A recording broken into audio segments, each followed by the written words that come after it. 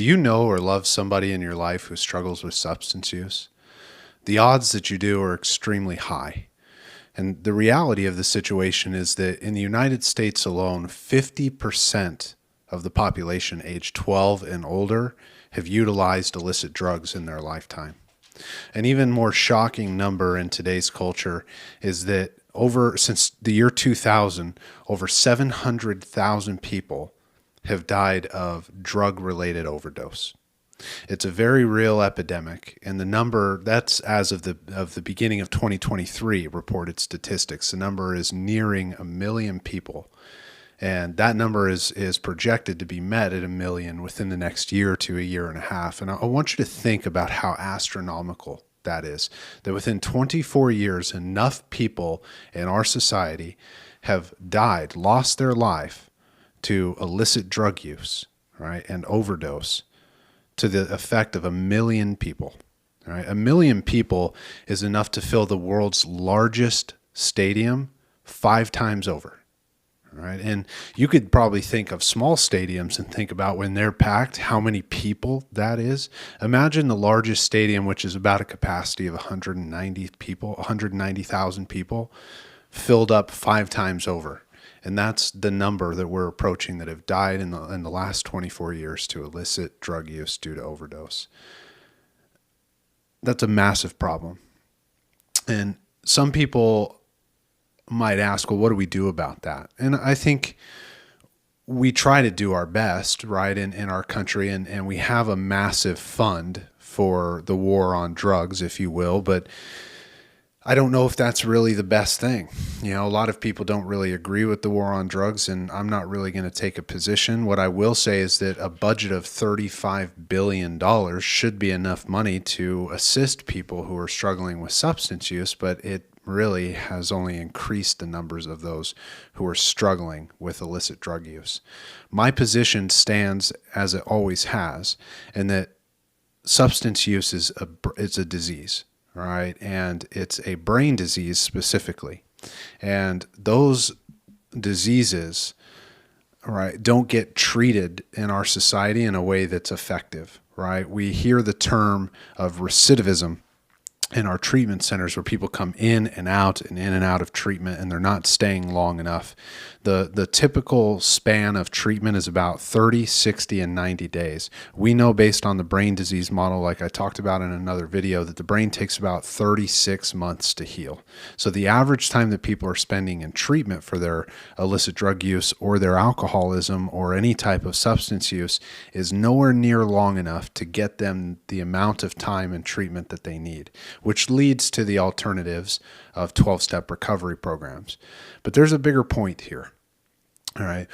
What do we do on the ground? The family members, the loved ones, the people who are affected by somebody else's substance use, what do they do? Because for all those millions of people who are struggling with substance use to the point of overdose and passing, there are all of the family members that were affected by that, which shoots the number up to millions and millions and millions of people who we know in our lives and in our society walking around every day who are affected by this epidemic.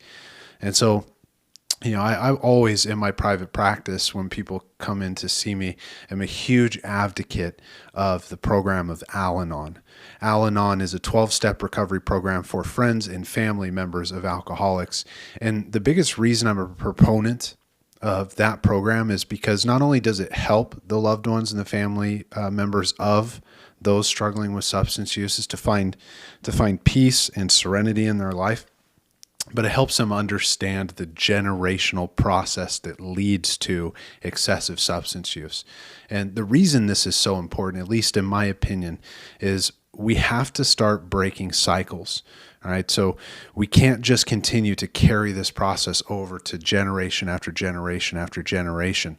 This isn't some kind of political reason. This isn't some kind of outside of our control, unmanageable process that we have no say over. right? As far as breaking the cycle of addiction, you listening to this, if you relate to this or have loved ones in your life who struggle, can do something to break that cycle. Now, we can't control whether a person stops using substances, but what we can do is start to model recovery. We can start to model the process of healing and growth in our family systems. And there's a very common knowledge in the realms of substance use that when it gets to the point of an unmanageable problem, we call it the family disease of alcoholism. It's not just the person who's struggling with the substance use who's got an unmanageable problem in that dynamic. It affects us all.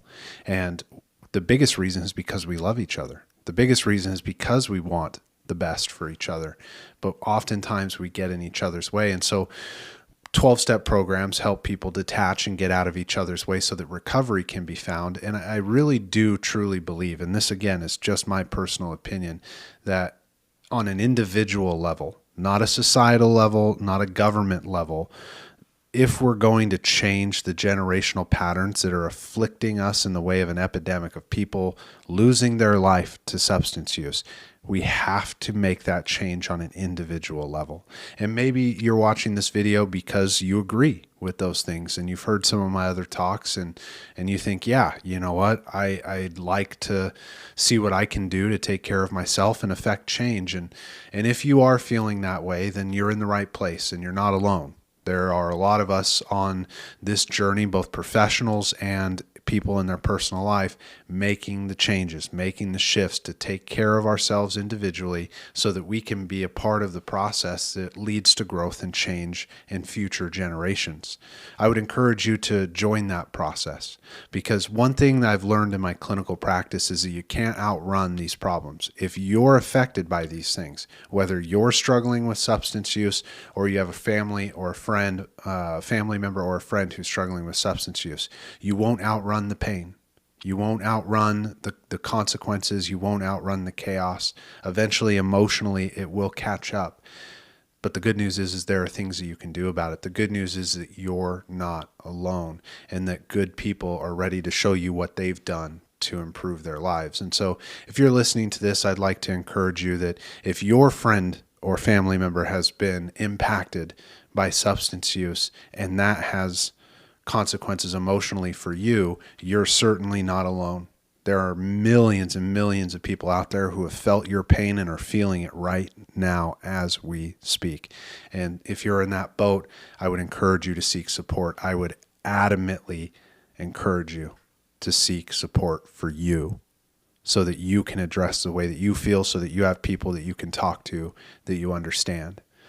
And so as always, right, if you're struggling, listening to this, if you're struggling with substance use, I would recommend that you look for AA, Alcoholics Anonymous, or Narcotics Anonymous meetings, 12-step recovery support groups.